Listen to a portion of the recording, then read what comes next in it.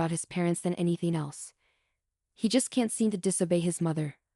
When Jack took me to their New Year's family gathering, she said a lot of hurtful things to me. My mother-in-law seems to enjoy making me feel small.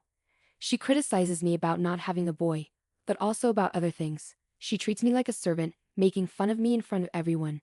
She even downplays my job, saying it's just data entry when it's actually engineering. I've tried to explain it to her, but she never listens. Plus, data entry is a respectable job too. I don't know why she looks down on it. I'm sure she can see our daughter, but she ignores her. She gives gifts to other relatives' kids during New Year's, but not to our daughter. And it makes me furious that Jack doesn't stop her. His daughter is being mistreated, and I feel like a fool being mistreated too. I don't get why he laughs at his mother's remarks. He even says, "My wife isn't much without me," trying to look good in front of everyone. I didn't want to take her father away from our daughter, so I tried to be patient, but my love for Jack started fading away. Then one day, Jack asked me for a favor. "I want to buy something," he said. "What is it?"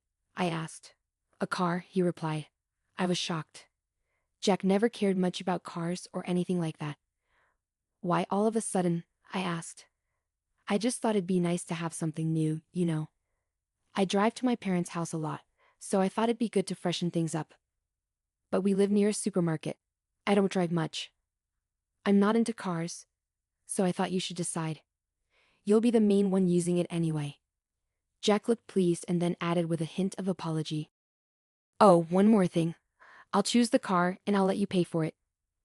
Jack wants a car for himself, but he can't afford to buy one on his own. He wants me to pay for it. Actually, my salary is what supports our family financially, and I don't expect Jack's salary to cover our expenses. When I was on maternity leave, Jack didn't contribute his salary to our household, so I went back to work right after giving birth. Luckily, I'm an engineer, so I arranged with my company to let me work from home.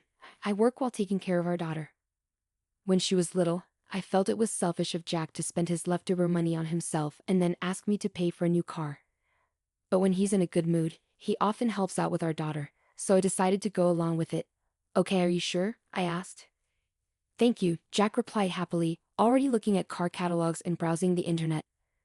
"We don't need a big car since it's just the three of us," I said. "Yeah, I know," Jack mumbled in agreement. I wasn't sure if he was really listening as he headed to the car dealership. He chatted with the dealer from time to time. About 2 weeks later, Jack said he was ready to buy a car and took me to the dealership. He was so excited about it. I sat down and waited for Jack to tell me what to do. Suddenly, the dealer brought over a contract and showed us the car. A large luxury minivan. "Oh my God, are we really buying this?" I asked, surprised. "Yeah, it's nice. I'm really excited," Jack replied enthusiastically. "Wait a minute. I don't think we need such a big car. Maybe it's better to get something sleeker for the future, especially if we plan on having another baby," I suggested. But Jack insisted it was a good choice, which caught me off guard. "Even if we do have another child, this car is too big for a family of 4. Are we really going to buy it?" I asked repeatedly, feeling frustrated. Jack seemed annoyed. "Why do you keep saying the same thing? You're making the dealer uncomfortable. You're the one who said, 'Leave it to me,'" he argued. "I did, but I didn't expect this," I replied. "It's settled," Jack said, signing the contract. Then the dealer told us the price, which shocked me. "I can't pay this all at once. We need to get a loan or something," I said. "Fine, I guess I don't have a choice," Jack conceded. Jack insisted on signing the contract in his name, so we had to take out a loan. From then on, I would deposit the money into Jack's account and handle the payments for the car loan. That's how we ended up buying the car. When it arrived at our house, Jack was thrilled. "Wow, it's so cool," he exclaimed. I thought, if it makes him happy, why not? But then something unexpected happened. One weekend, Jack had the car keys, so I asked him if he was going somewhere. "Oh, we're going to my mom and dad's," he said casually. "Okay," I replied. He was leaving our daughter behind again to visit his parents. "Are you taking the car?"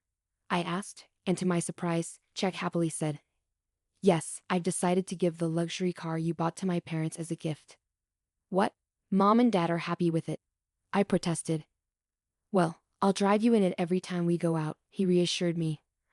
"Wait a minute, you bought it as a gift for your parents in the first place?" I asked incredulously. "Yes, that's right," Jack confirmed. "You're joking, right?" You said you wanted it, so I agreed to buy it. If I knew from the start it was for your parents, I never would have agreed, I argued.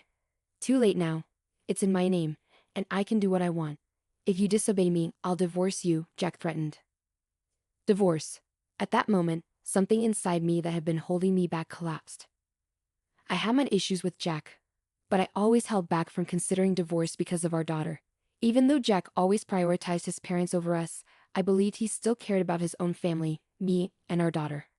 But now, he was ready to cut us out of his life just to please his parents. How could he do that? Divorce? Who does he think he is? Fine, let's get a divorce, I said, my anger boiling over. What? I don't want you around anymore. Go back to your mother and father, mama's boy. I taunted him, hoping to provoke a reaction. Just as I expected, Jack's face turned red with anger. You're mocking me, are you? Fine then. Let's get a divorce right now. I'll go get the papers, he snapped, storming off to the city office. While he was gone, I started packing my things. I called my parents, explained the situation, and asked them to come pick me up. I told my daughter to pack her belongings too. Shortly after, Jack returned with the divorce papers. I've got them signed quickly, he said, handing them to me. His handwriting on the forms was so dark and angry. It looked like he had written them in a fit of rage. Without hesitation, I signed my part of the papers. Well, I'll file it, so why don't you just go? I said, feeling a mix of relief and sadness. I'm leaving even if you don't tell me to. You've been a terrible wife, Jack spat out, his footsteps echoing loudly as he stormed out. Why did I endure being married to someone like him for so long? If I had to do it over, I should have left him sooner. But there's no point in regretting today. I'm thankful that I finally have the courage to leave, and from now on, I'll do my best as a single mother. A few minutes after Jack left, my parents arrived. Together, we finished packing our things. Loading them into my parents' car, we headed home. In the meantime, I filed the divorce papers and my divorce from Jack was finalized. It was just a piece of paper, but as I submitted the papers and realized we were no longer officially married, I suddenly felt much lighter. Then I resolved to find a new place for my daughter and me to live together. About a week after Jack and I divorced, I went to my parents' house with our daughter. To my surprise, I found my ex-husband and his parents there. My mother quickly took our daughter to another room, sensing tension. Jack seemed agitated and started bombarding me with questions about the car insurance. What's wrong with you? Why are you coming into our house like this? I responded coldly, while his parents raised their voices in defense. My father, quietly angry, told them to leave. When they hesitated, he threatened to call the police. Frightened, my ex-in-laws fell silent. Hey Rose, what's the deal with the insurance payments? Jack persisted. I sighed. Didn't you insist on putting everything in your name when you signed the contract? You bought the car and took out the loan, so you're responsible for the insurance too. My words shocked his parents. Jack had taken out the loan out of pride, insisting on owning everything himself. Well, I never wanted that car in the first place. It's his problem now, his mother muttered. Suddenly, I realized why they were so frantic about insurance. Apparently, they had crashed the car into a guardrail while driving too fast. I hadn't noticed the damage when I arrived, but now it was clear. Since they didn't have insurance, they would have to foot the entire repair bill, including the guardrail damage. Repairing a luxury car would be costly, and I couldn't help but wonder how much it would set them back. In the end, my ex-husband and his parents returned the car and had to pay a hefty sum for the repairs. Afterwards, Jack bombarded me with emails begging to get back together. He even confessed they couldn't afford rent and utilities, so he moved back in with his parents. However, their relationship soured, especially since Jack was the one driving the car during the accident. Now he's stuck between his parents' harsh treatment and his own debts, unable to live independently. Despite all this, Jack still insists on seeing our daughter, but I refuse to allow it. It's too selfish of him. I ignore his emails and keep our new living situation a secret. My only concern was whether our daughter would miss him, but to my surprise, she seems perfectly content and happy in her new life. I'll continue to work hard to protect our daughter. Putting your parents before your own child and making your wife pay for everything while gifting the car to your parents, that's just unacceptable. Jack brought this upon himself, and he deserves it. I hope Rose and her daughter find happiness together.